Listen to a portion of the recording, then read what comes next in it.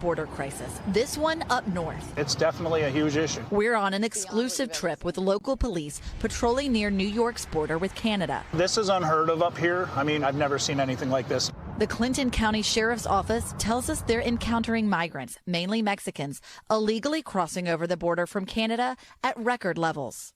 Crossings here are almost 10 times higher than they were last year.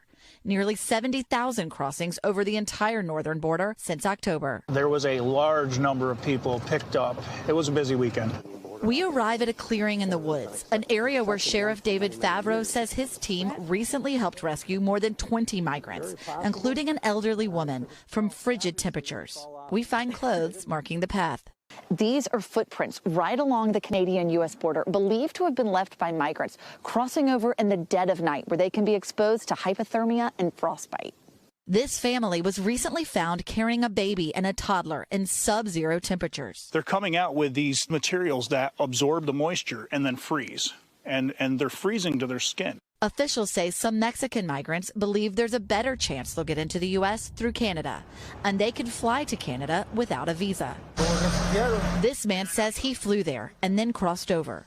So far, the spike in migrants here has not approached the record levels at the southern border, where last year there were over 2.3 million illegal border crossings. Today, the Border Patrol chief in a stunning admission, acknowledging they don't have control of the southern border. Does DHS have operational control of our entire border? No, sir. We met Khalid, a Turkish migrant who crossed into the U.S. from Mexico, heading north, thinking he'll have a better chance at asylum in Canada. What's in Canada for you? To have a safer life. In Moores, New York, local residents tell us not knowing who may be coming through their woods at night makes them uneasy. I've had what I'm assuming immigrants come to my door late at night. Local police tell us the Biden administration is not doing enough. Does Border Patrol need more people up here?